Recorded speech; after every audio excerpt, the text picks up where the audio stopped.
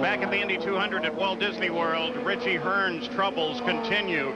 Coming off a one, he just grabbed a little piece of the wall, slid down to the inside of the track on the long straightaway. And he had moved up to 7th position from the start of the race, from all the way in the last row. Boy, he didn't bump anything, Paul. He just lost the rear end. He was loose coming off. And remember, there's probably a good reason for this, because he didn't get any time in this car. Well, he got the inside barrier. Gary Gerald had a quick word with John Della Pena. He had a word with Richie on the radio. Richie felt like something broke or failed on the car, and that was the reason that he slipped out of the groove and got contact with the wall. That was the quick conversation with his car owner. Well, that would certainly, Danny Sullivan, support that replay. It would. It just looked like the thing took off awful fast on him. But that could have just been that he lost it. He luckily didn't do much damage to the car. It looked like he just bumped the inside wall with his nose. Doesn't look anything serious. Here we go. He goes up. Everything looks okay. He starts to go right there. The car's already starting to move on him. He goes a little bit further. Now you see the back end just gone. At that point, he's gone. He's just on the brakes now, trying to stop it and not make any contact. So Richie Hearn becomes the first casualty of the day, the first contact, not with the wall, but with the inside Armco, as you can see right there. He's okay and climbed out of the car, but boy, a terrific run comes to a sudden end and a lot of hopes. Well, we'll return with more of the IRL's Indy 200 at Walt Disney World after this message and a word from our ABC stations.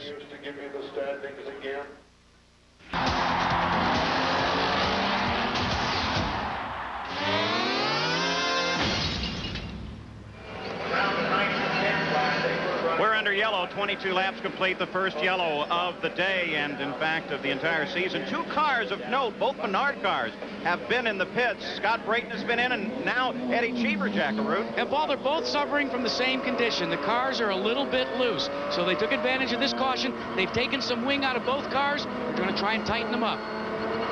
So Eddie Cheever comes up to join the field as they tighten up on the backside of the track, getting ready to come back to the green flag. Buddy Lazier is still the leader, followed by Arie Luyendyk. But Tony Stewart in the 20 car, he's moved up from 7th place and is now in 3rd, followed by Guerrero, Sharp, Calkins, and Hamilton. The pace picks up, and the green's back out. Moving a battle for 2nd place, it becomes a 3-way fight. Trying to hold off the charge. There's Stewart as he moves into 2nd place, moves around. That was a good pass. It was on the outside. That's the stuff. There's your sprint car racing experience right there. Nice pass by Stewart. And that also shows Arie got held up a little bit by a slower car on the restart. Was slow coming off of 3. Stewart had that run on him and got him into 2.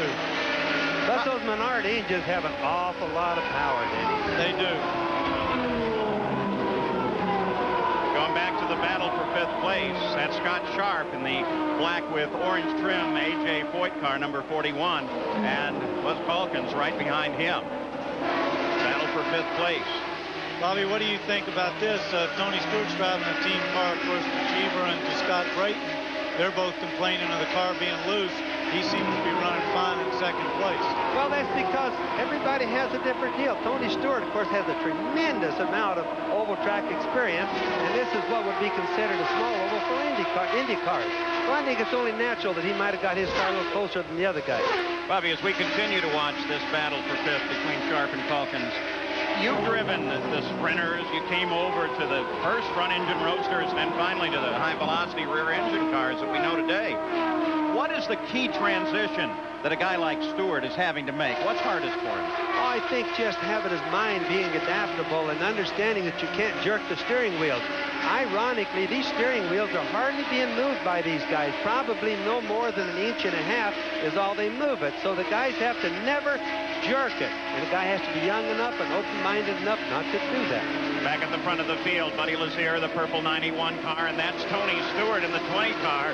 That bright yellow and orange machine closing up, coming by, and Tony Stewart is going for the lead, and he's got it. Boy, there's the dream of the short trackers come true. He didn't have just that much power or speed. There was something wrong with Buddy. Buddy either had a little problem the last quarter, or he's got an existing problem with his car, Paul. He Buddy really did around John Paul Jr. He really did slow up coming off the turn 1. There was something wrong there.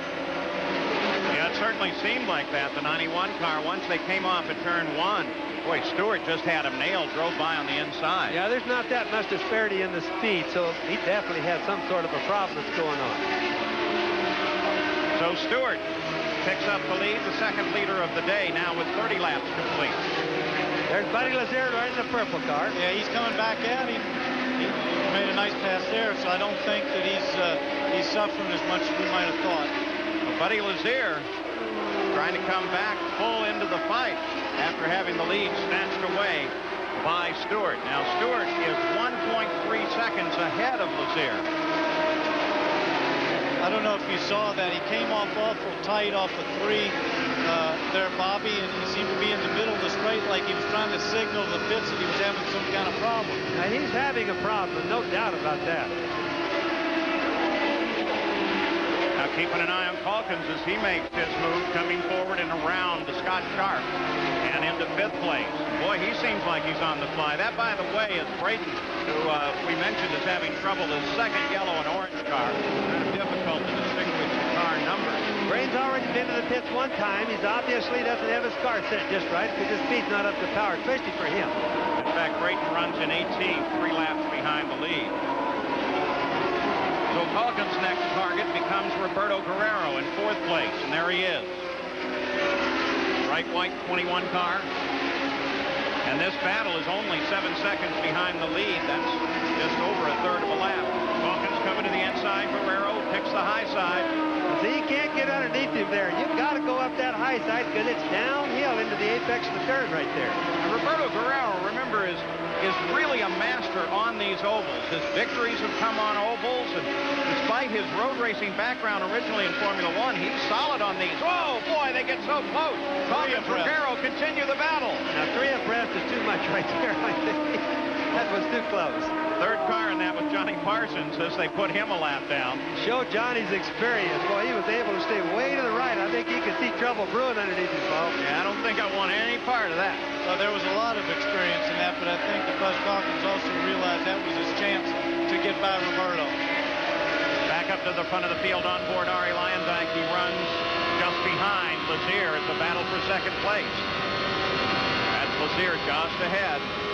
Bobby, have you noticed how he's not coming off high up by the wall? He's not using as much of the track. He's got some kind of a problem in there. It's going to be what it is, but he's got some kind of It's going to be in the tires, Danny. There goes Luyendyk. Looks like he went behind the edge. Luyendyk just dropped down to the inside and took Lazier out of second place.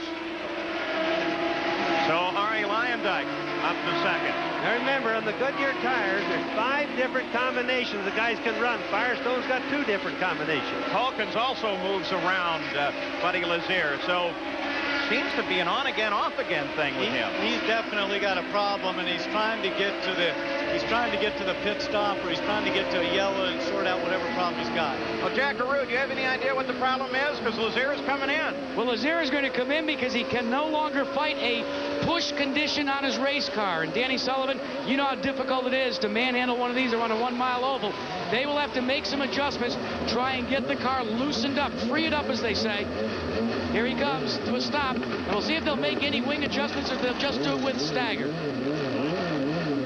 Stop under green, so his position is falling through the field very quickly. Well, you can see him. He's trying to describe it by turning his hands there. Yeah. He's saying it's all over the place. Now, one of the things they're going to do is they're going to change the compounds on the they've tire. got a problem. No, they have a problem on the right corner. It looks as if maybe the wheel is loose. Right front, Jack? On the right front corner. You could see that he had some kind of problem coming down the pit lane. The car was moving around too much as he came down the pit lane. Looks like the hub carrier itself might have a loose attachment. Indeed it is, Paul. Back to you. All right, so Buddy Lazier had such a strong day going. They're working in the pits. Let's go to Gary Gerald. Paul, Richie Hearn has been released by the medical officials. Richie, tell us what happened in this scenario because you were making up so much ground so quickly. Yeah, the car was handling really good at the beginning of the race. I actually couldn't believe that I was, handling that much better than the other people on full tanks. And, I was just setting my own pace. I may seem faster than everybody else, but I was actually just taking it easy.